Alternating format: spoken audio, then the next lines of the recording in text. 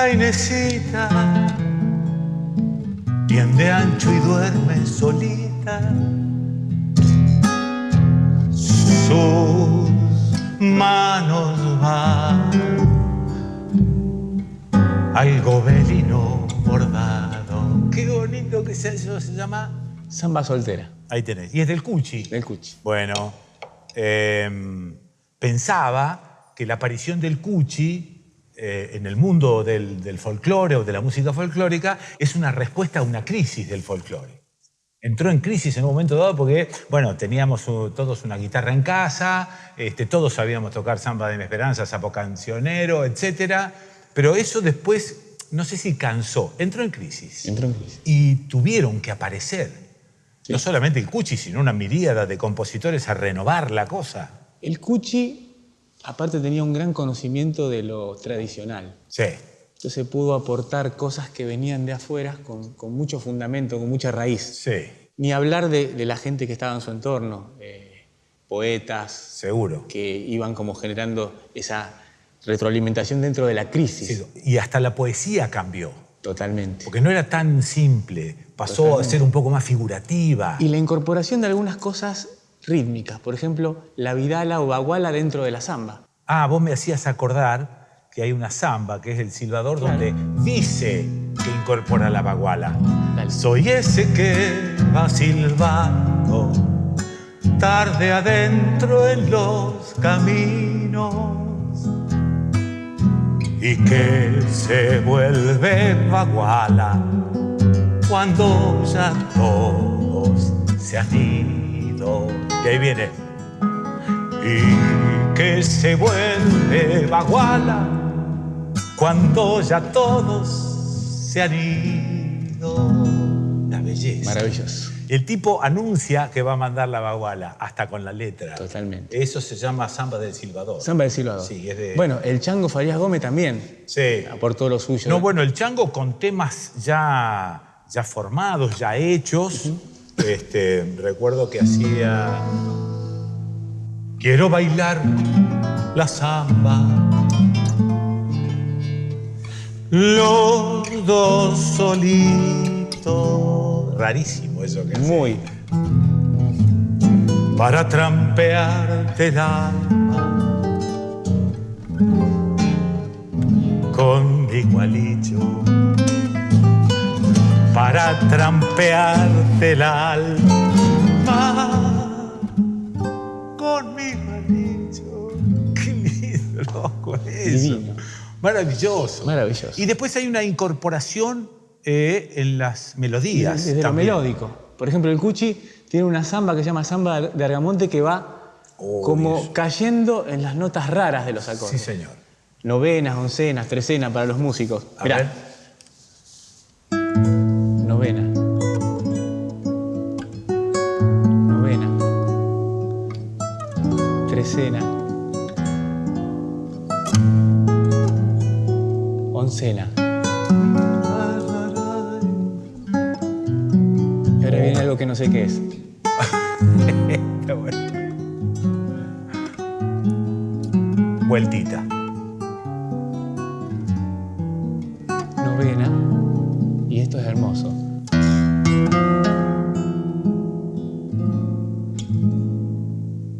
Esto es producto de una crisis. Es decir, viene la crisis y después aparece una respuesta de este tipo. Te quiero hablar del lenguado. Dice, Pessoa se volvió loco, terminó de hablar de una crisis de no sé qué y se puso a hablar de un pez. Bueno, el lenguado es un pez que si lo mirás, la verdad te da la sensación de que el tipo navega vertical. Por su forma, navega vertical. ¿Qué le debe haber pasado, digo yo? Una crisis de sobrevivencia, millones de años para atrás. Y entonces, ¿qué hizo? Empezó a navegar de costado, se volcó sobre el costado derecho y empezó a navegar rozando el fondo para disimular su presencia. Tanto tiempo y tanta evolución pasó que se le armó una panza en ese costado derecho, una panza blanca, y se le armó un costrón de protección en el costado izquierdo. Dejó de navegar así, se puso a navegar así contra el fondo para disimularse. Seguramente había algún predador que estaba terminando con la especie. Bueno, ante la crisis viene la respuesta. El tipo empieza a navegar con la panza sobre el fondo del mar. Hasta fíjate lo que pasó. El ojo derecho, que quedó inutilizado por ese navegar contra el fondo del mar, le migró. Es decir, si vos lo mirás al lenguado, tiene dos ojos ridículos del lado de arriba, pero medio mal puestos. ¿Por qué? Porque no sé si terminó esa evolución, pero que se salvó, la verdad es que se salvó. Ante una crisis, obviamente, hay una necesidad de cambio. La respuesta a una crisis tiene que ser una decisión de cambiar. Entonces, te quiero hablar sobre Albertito Einstein. Alguna vez te dije algo parecido a que la verdadera locura es esperar un resultado diferente haciendo siempre lo mismo. Dice Albertito, no pretendamos que las cosas cambien si siempre hacemos lo mismo. La crisis es la mejor bendición que puede sucederle a personas y países porque la crisis trae progresos. La creatividad nace de la angustia, como el día nace de la noche oscura. Es en la crisis que nace la inventiva, los descubrimientos y las grandes estrategias. Quien supera la crisis se supera a sí mismo sin quedar superado. Quien atribuye a la crisis sus fracasos y penurias, violenta su propio talento y respeta más a los problemas que a las soluciones. La verdadera crisis es la crisis de la incompetencia. El inconveniente de las personas y los países es la pereza por encontrar las salidas y soluciones. Sin crisis no hay desafíos. Sin desafíos la vida es una rutina, una lenta agonía. Sin crisis no hay méritos. Es en la crisis donde aflora lo mejor de cada uno, porque sin crisis todo parece ser una especie de caricia. Hablar de crisis es promoverla y callar en la crisis es exaltar el conformismo. En vez de esto, trabajemos duro.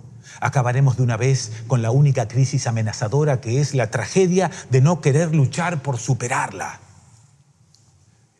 Adscribo palabra por palabra a lo dicho por Albertito Einstein.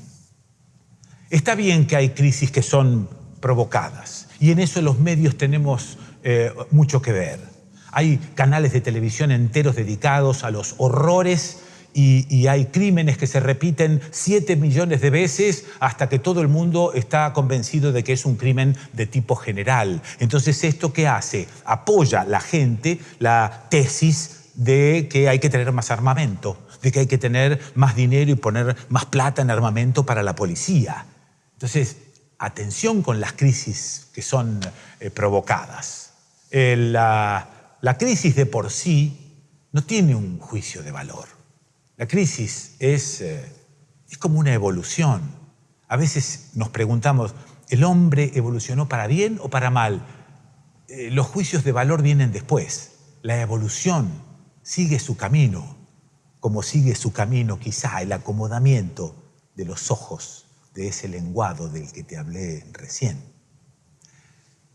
¿Y la crisis en el tango, Marcelo? Piazzolla.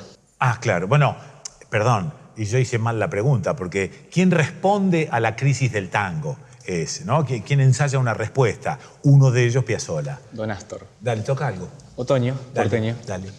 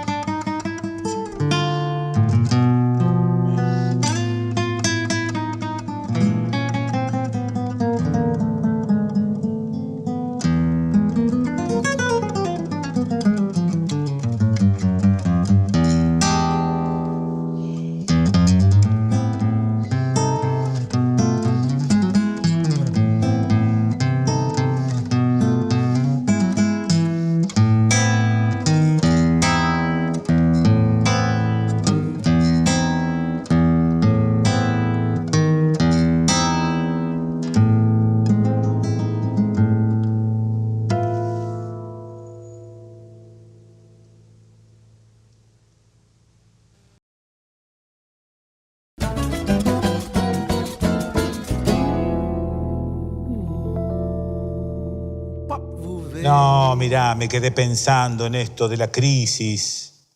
Alcira Argumedo, ¿cómo te va? Bien, bien.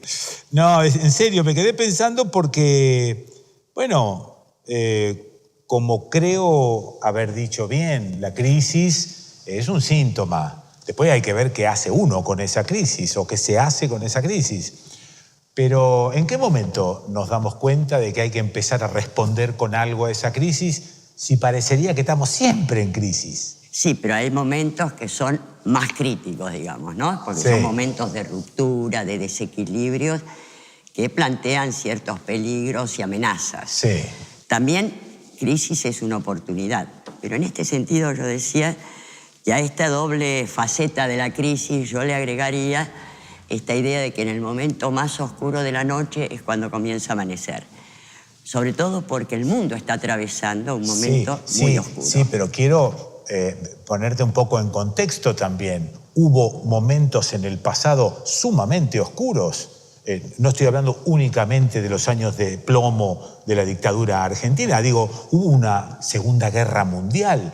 Más oscuro que eso no estamos ahora. Sí, mira. ¿Así? En estos momentos hay 5 guerras en el mundo árabe y 8 guerras en el África Negra. Y hay un informe de UNICEF que dice que en la actualidad 250 millones de chicos menores de 18 años están creciendo en condiciones de guerra. Y de ellos se calcula que un 20%, 50 millones, van a sufrir desequilibrios psicológicos graves debido al terror, a la angustia, al hambre, a todas las situaciones atroces. Es decir, que vas a tener 50 millones, quiere decir toda la población argentina, más la uruguaya, más la chilena, de los llamados locos de la guerra, pero en sentido dramático. Sí.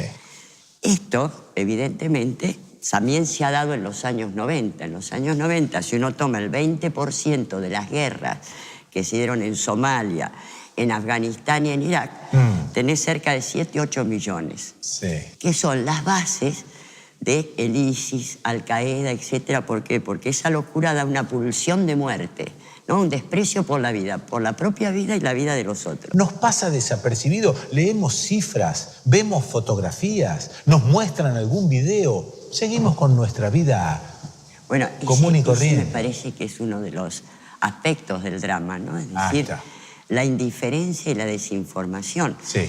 Donde hay algunos elementos que son factores nuevos. ¿Por qué? Porque durante 5 siglos las sociedades centrales nunca se enteraron de las guerras coloniales. Sabían que habían guerras porque morían soldados o venían mutilados. Eso es. Lo nuevo a partir del 2001 es que empiezan a tener un efecto boomerang. Es decir, ya no es solamente la noticia lejana, sino que te aparece todo el drama de los refugiados y todo el drama de los atentados terroristas. Te llega. Y empieza a llegar como un boomerang. Eso es. Ahora, a esto agregale un crecimiento de la pobreza y la indigencia y que está afectando, la indigencia afecta al 38% de la población mundial. Y si pones la gente que gana menos de $5 por día, es decir, $130 al año, estás en el 75-80%. Hay una concentración y polarización de la riqueza que hace inviable esto. 8 familias en el mundo tienen los mismos recursos que 3.500 millones, es decir, la mitad de la población mundial. Lo otro es la crisis ambiental, es decir, esta utilización absolutamente depredadora de los recursos naturales, más la contaminación del medio ambiente, te está dando este factor del calentamiento global. Entonces tenés, por ejemplo, en la Argentina, en la Antártida, faltan 10, 15 kilómetros para que se desprenda un bloque de hielo de 6.100 kilómetros cuadrados. 30 veces la ciudad de Buenos Aires. La barrera de Larsen o algo así se llama. Exacto. Y el tema que es que si esto llega a afectar los glaciares y los glaciares empiezan a derretirse, la Argentina se inunda hasta las sierras de Córdoba. Como estaba hace millones de años. Exacto. Con el mar llegando casi a los Andes. Por eso. En tu caso, que estás en la sierra, ya no vas a tener una casa de sierra, vas a tener una casa de playa, porque vas a tener el mar. Ahora, el resto de la... Digo, este tipo de cosas, por ejemplo, en el caso de la producción que se está dando en la Argentina, la famosa soja, transgénica.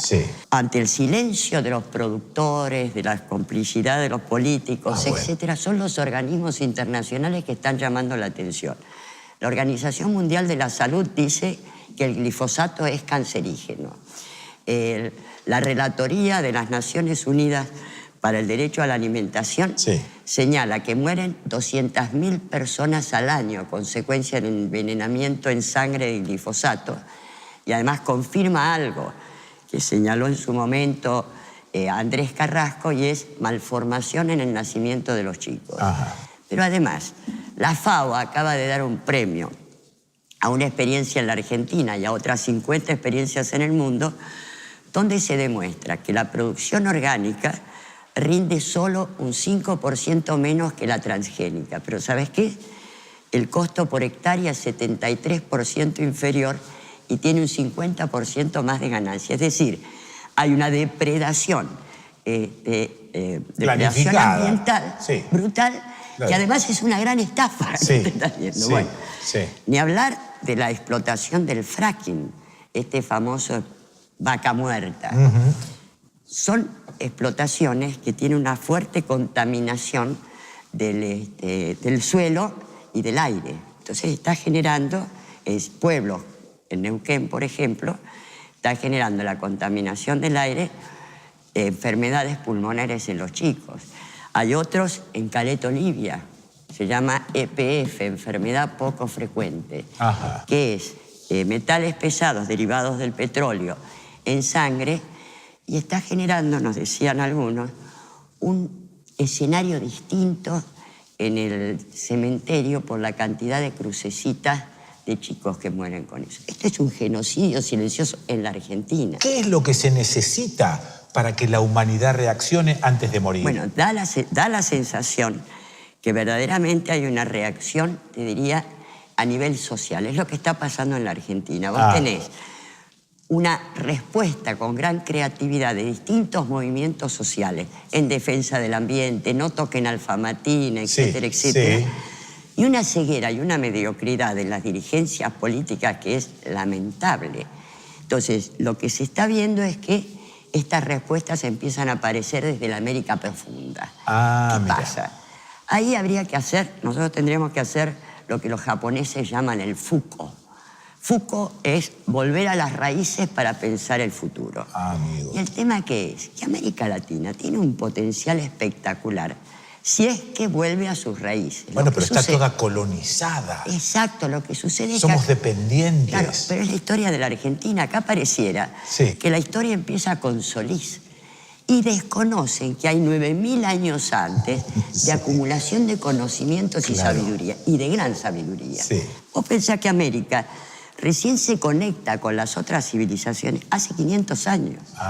Y tuvo una densidad cultural impresionante. Bueno, pero el dominador vino y terminó con esa densidad. No la terminó del todo. Ahora, o sea que hay una cosa silenciosa que subyace. Exactamente. Y que es una esperanza. ¿Por qué? Porque había mucha sabiduría. Por ejemplo, vos sabés que en las lenguas precolombinas no existía la palabra pobre. No concebían, mira, fuera no existía el concepto. No concebían la existencia de personas o sectores de la sociedad que no pudieran calificarse, sus necesidades espirituales y materiales dentro de distintos patrones de cultura.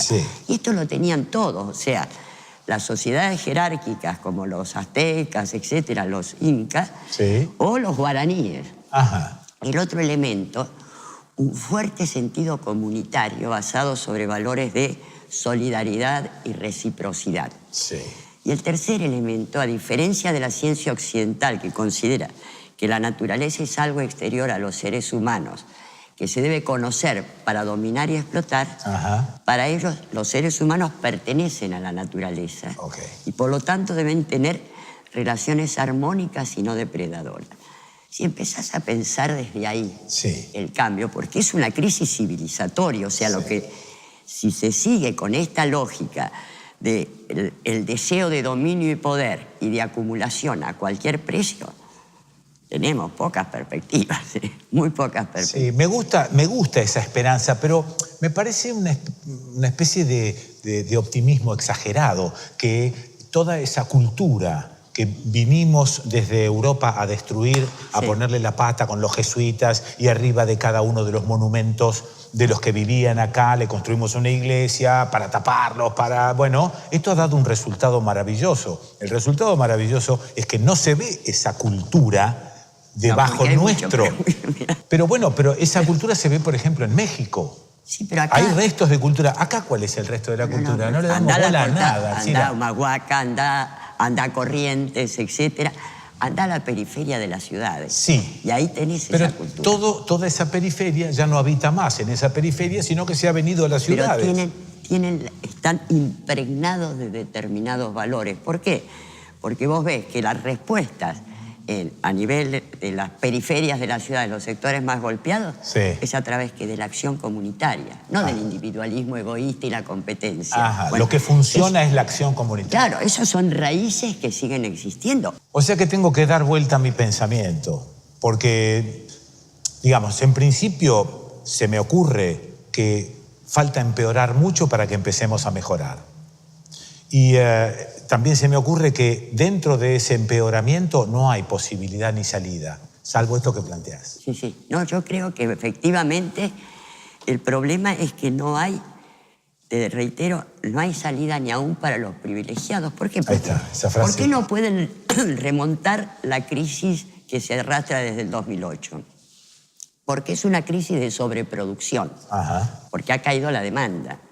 Y si vos tenés que el 80% de la población gana menos de $5, esos de $5 pueden comer, pero no pueden comprar. Casi. Entonces, y a su vez, ellos quieren resolver la crisis bajando los costos laborales, es Ajá, decir, sí, pasando a generando más $3. pobreza. A $3. Es decir, De 5 a 3. Quieren apagar el fuego con nafta. Estamos en Sí. momentos de gran peligrosidad y de grandes oportunidades, ¿no? Ah. Este me parece que es el gran debate que se da y que aunque no se vea, se percibe en lo que Kush llamaba la América profunda, ¿no? Es decir, las reservas morales. Vos, por ejemplo, dando un curso en Derecho, en su momento le pedí que me sacaran un cálculo de cuántas personas que están en condiciones de pobreza o indigencia se vuelcan al delito, como una forma desesperada de sobrevivir. Vos sabés que es el 1%.